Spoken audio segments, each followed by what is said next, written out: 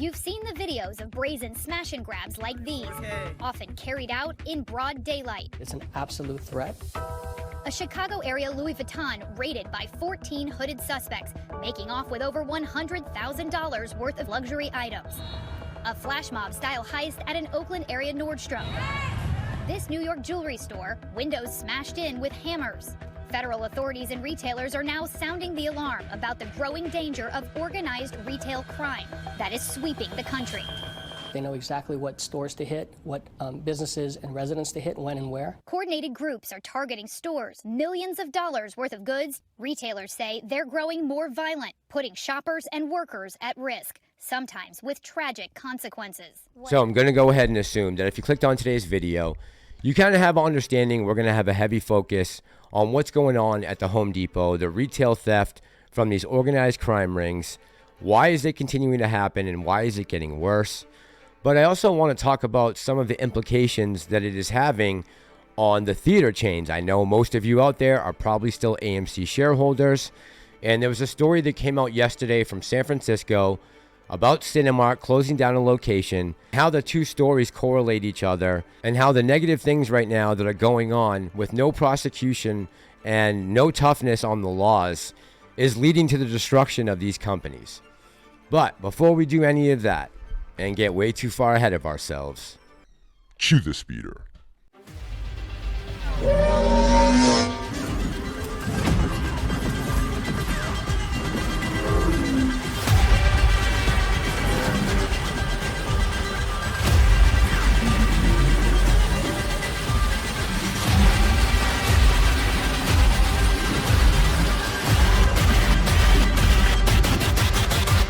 This is the way.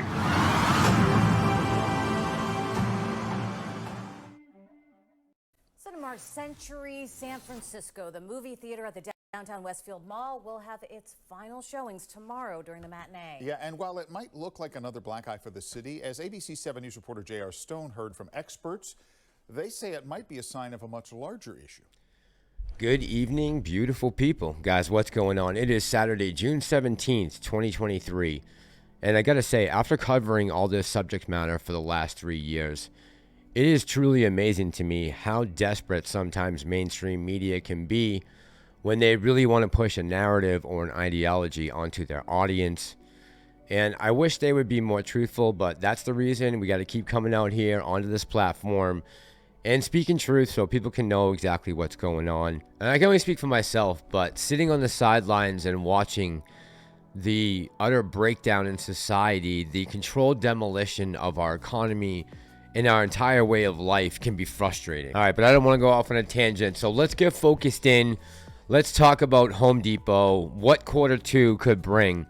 Now, as you saw in that little clip that we played in the beginning, things have gotten completely out of control, and I'm going to show you exactly what I'm talking about. Watch.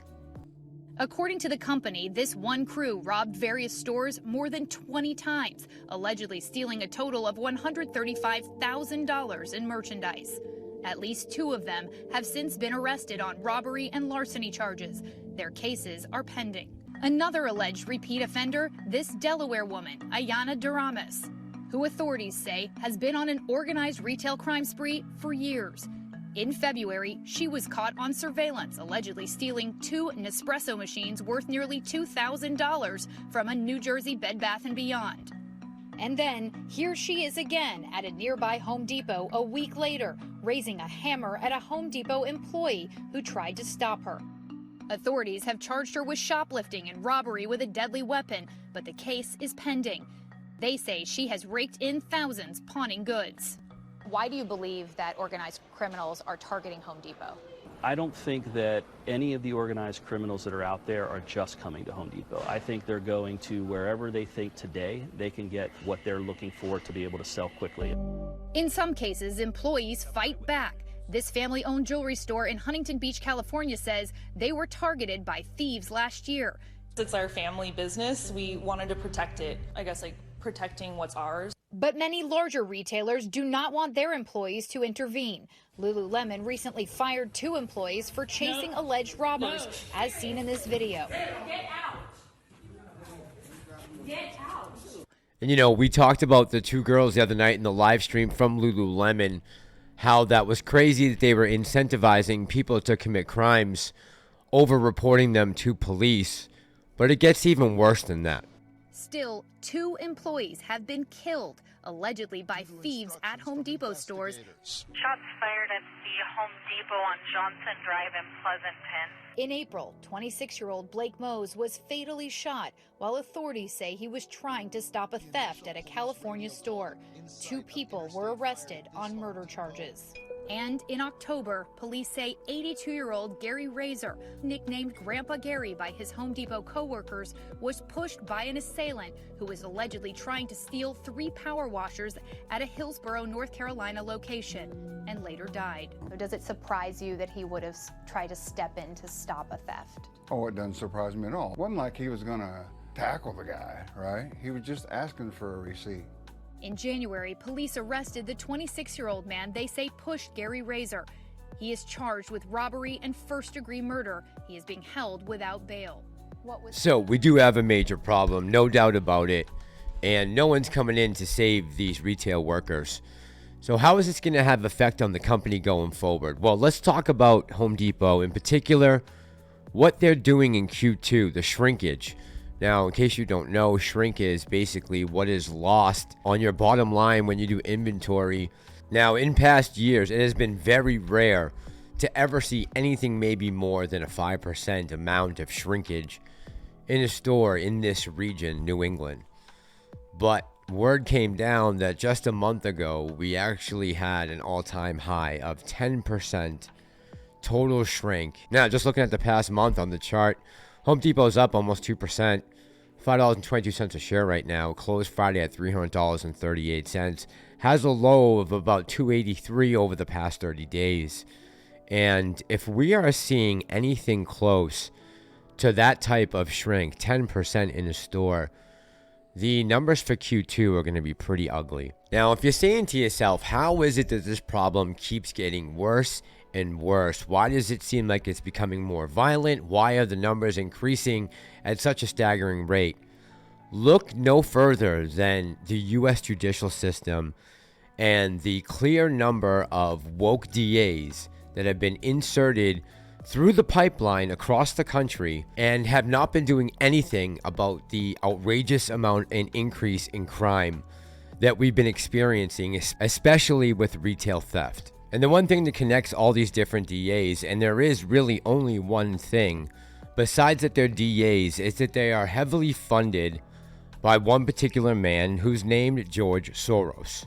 And I know some people out there might have issues with this. I've heard, you know, this is anti-Semitic, but really this is just the truth and the facts. This guy has heavy influence over our political figures, especially in the judicial system, and it's having an effect on the movie theaters. And I'm going to talk about that now with the Cinemark story out of San Francisco.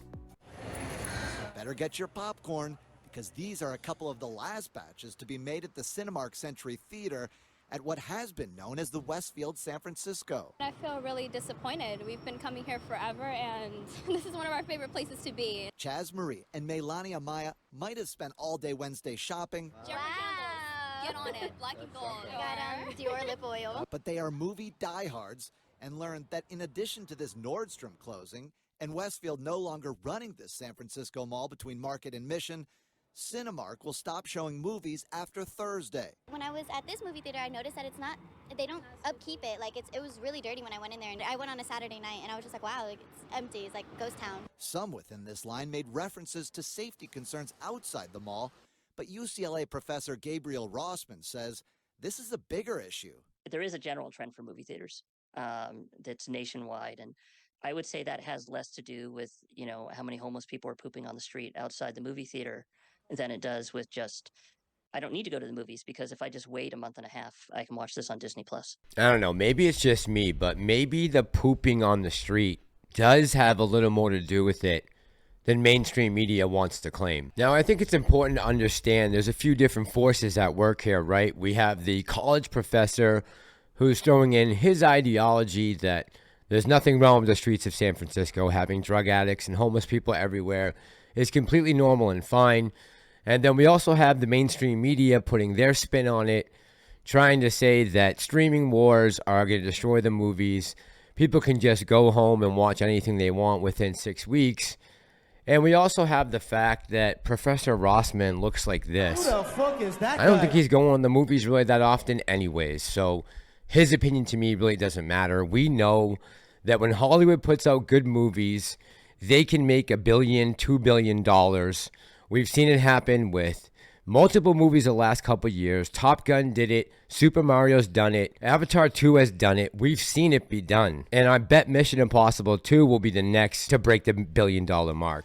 Now, I don't think it's going to have any direct effect on the AMCs in my area, but possibly it might where you live. If it is, if you are living in a place that right now has become completely lawless, let me know down in the comments. Is the AMC theater around you in danger of being closed? I'd like to know. All right, we got to wrap it up here. This is getting extremely late now, and I want to try to go live tonight to elaborate more on this. We can talk about the closing of Cinemarks. Is this going to be something that's systematic? Something maybe AMC can take advantage of? I don't know. We can talk about Home Depot, maybe shorten MQ2, and a bunch of other things. All right, guys, let's leave it there. As always, thank you for all the likes, the views, the comments, my new subscribers, and my OGs. Make sure you stop by tonight. We are here to break the wheel. This is Ape Nation. I'm the Massalorian, and I'm out.